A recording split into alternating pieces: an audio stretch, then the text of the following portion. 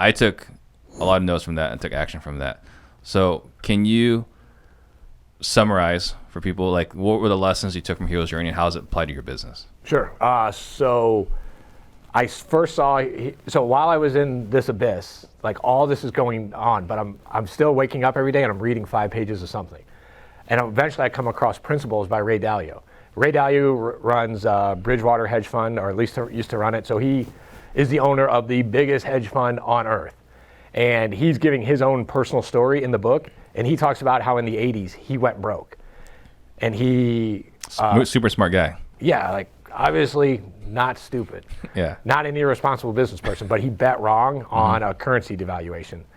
And so he was describing all the feelings and the shame and the guilt and the embarrassment that I was talking about in the valleys of death I went through. Like I was embarrassed about the tax thing. Like that one really sucked more than the business divorce. Yeah.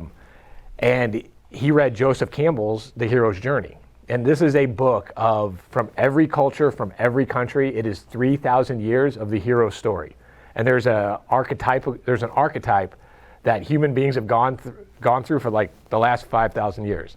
If you go back to ancient Greece, if you go back to the Vikings, if you go back to ancient, like every fairy tale in every culture is the same. Mm-hmm.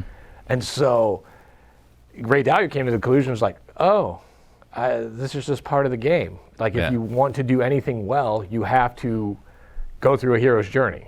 So shall I just go through the archetype real quick? Yeah. So you start in the hero's journey, you hear a call to adventure. Everybody knows Lord of the Rings. So when Bilbo leaves the Shire, that was his call to adventure and crossing the threshold. Mm-hmm. Then it's the Road of Trials. That's when they're getting followed around by the Black Horsemen the whole time, having their fights. And eventually they reach rock bottom, and that's called the Abyss. And at the Abyss, you have a choice. You either quit, or you learn what you have to learn to get out of the abyss and you keep going. Mm-hmm. And then after the abyss is the metamorphosis, you change, and then it's called the boon, which is like the reward you get. And then you come back from the boon, and then that's what you share with the tribe, the community, the Shire. Mm-hmm. And if you look at if you look at any movie you ever watch, it all goes through that archetype. Yeah. So, there was a book you recommended. Oh yeah, the Hero's Two Journeys. I actually got this from Russell Brunson, but to be a screenwriter in LA, you have to basically read this book and take this course. Yeah, so I went through that book, and you said, like, Steve, this is going to ruin all movies for you, right? And I was like, no, I already know the Hero's Journey. Like, it shouldn't ruin any movies for me. And then I went through it. I was like, it didn't ruin any action movies for me because, like, every action hero movie has this hero's journey. Yeah. It ruined romantic movies for me, and I'm not a big romantic person, but they used how it works in the romance comedy. So it's like, oh man, that's really all these other movies are gonna suck too. Like there's always or suck even more. Yeah, there's always that point where they might break up. Yeah. Or they keep going. Right.